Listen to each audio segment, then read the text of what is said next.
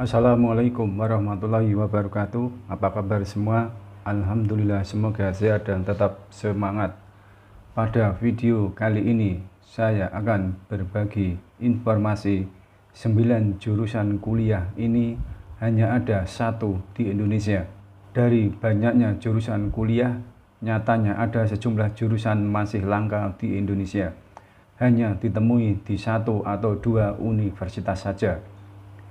Meski banyak langka, namun prospek kerja jurusan ini terbuka lebar karena selain belum banyak memiliki lulusan, sejumlah jurusan yang juga dibuat sesuai dengan kebutuhan tenaga kerja pada beberapa tahun mendatang. Berikut sejumlah jurusan yang masih langka di Indonesia, antara lain 1. Astronomi ITB. Di Indonesia, jurusan astronomi masih sangat langka. Bahkan hanya ada di satu kampus saja, yaitu Institut Teknologi Bandung atau ITB. Peluang kerja bagi lulusan jurusan astronomi bisa bervariasi dan cukup luas. Lembaga yang membutuhkan lulusan astronomi mulai dari lembaga penelitian, pusat sains, lembaga antariksa, planetarium, observatorium, media massa, sekolah, sampai ke perguruan tinggi. Selain itu, lulusan jurusan ini sangat mungkin melanjutkan karir atau mencoba prospek kerja di luar bidang astronomi, misalnya bidang IT, karena mahasiswa astronomi juga akan belajar tentang pemrograman meski tidak mendalam. Nomor 2, ilmu keluarga dan konsumen IPB. Program studi ilmu keluarga dan konsumen pada intinya membahas 3 hal, yaitu keluarga, anak, dan konsumen. Ketiga hal tersebut dibahas dan dikaji dari sisi keilmuan dengan fokus untuk mengembangkan kualitas anak serta pemberdayaan keluarga serta konsumen. Prospek kerja dari program studi ini cukup beragam. Lulusannya bisa bekerja menjadi seorang konsultan di bidang perlindungan konsumen dan keluarga, tumbuh kembang anak dan perlindungan perempuan, tenaga pengajar dan pengelola pendidikan di sekolah-sekolah, spesialis riset pemasaran konsumen, hingga sebagai bagian dari lembaga pemerintah BKKBN. Nomor 3, manajemen industri catering UPI. Saat ini, Prodi Manajemen Studi Catering Universitas Pendidikan Indonesia atau UPI merupakan yang pertama dan satu-satunya dalam jenjang strata S1 di Indonesia. Program studi ini cocok untuk kamu yang tertarik untuk terjun ke dunia pariwisata dan kuliner, atau bagi kamu yang punya cita-cita ingin memiliki bisnis restoran atau kafe. Prospek kerja jurusan manajemen industri catering lulusan Prodi Manajemen Industri Catering sangat dibutuhkan di Indonesia. Pariwisata tidak hanya pariwisata lokal, tapi juga nasional dan hingga internasional. Terlebih lagi di industri kuliner, dengan pengetahuan yang berfokus pada manajemen industri kuliner yang didapat, lulusan prodi ini akan sangat menonjol untuk berkarir di industri food and beverage, baik di perhotelan, restoran, dan lainnya. Nomor 4, teknik robotika dan kecerdasan buatan UNER. Seiring dengan berkembangnya ilmu pengetahuan dan teknologi secara pesat, membawa dunia tiba di era sekuen revolusi industri 4.0. Ini membuat proses industri tidak hanya terbatas pada otomasi berbasis komputer, tetapi mulai beranjak menuju sistem siberfisik yang kompleks dengan melibatkan Internet of Things, cloud computing, dan cognitive computing. Menjawab tantangan yang semakin kompleks ini, perpaduan ilmu multidisiplin menjadi fenomena yang tak terhindarkan untuk dieksplorasi. Robotika merupakan salah satu disiplin ilmu yang lahir dari gabungan beberapa bidang ilmu seperti mekanika, elektronika, dan komputer. Program sarjana teknik robotika dan kecerdasan buatan Universitas Airlangga atau UNER masih menjadi satu-satunya di Indonesia.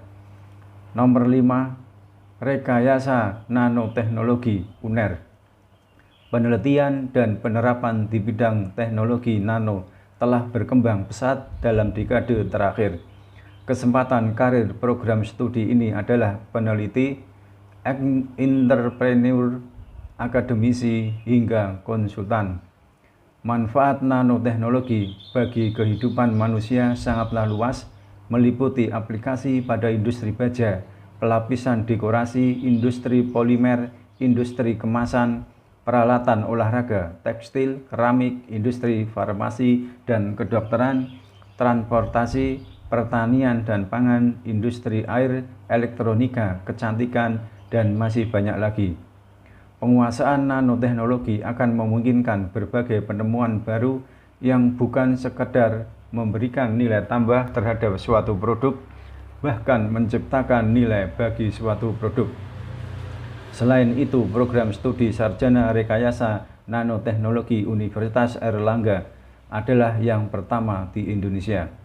Nomor 6, Sains Atmosfer dan Keplanetan, ITERA. Prodi Sains Atmosfer dan Keplanetan berada di Institut Teknologi Sumatera dan merupakan yang pertama di Indonesia.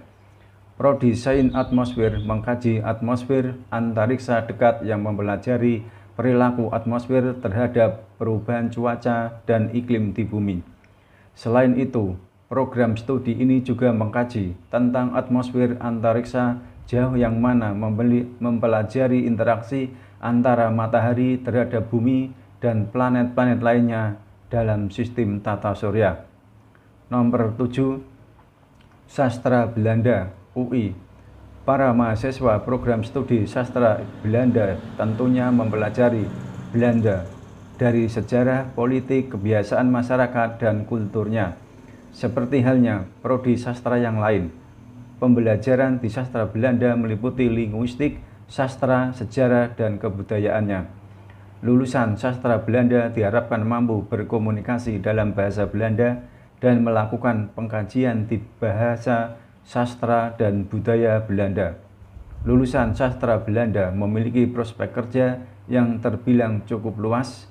Selain bekerja sebagai penerjemah bahasa Belanda, lulusannya juga bisa bekerja sebagai penulis, novelis, content writer, hingga staf di Kementerian Luar Negeri, entrepreneur, dan tentunya akademisi. Nomor 8, Teknik Nuklir, UGM. Program studi teknik nuklir adalah sebuah program studi yang mempelajari ilmu inti atom dengan menggunakan prinsip-prinsip fisika nuklir dan interaksi antara radiasi dan material sebagai dasarnya. Teknik Nuklir Universitas Gadjah Mada atau UGM adalah satu-satunya jurusan nuklir di Indonesia saat ini.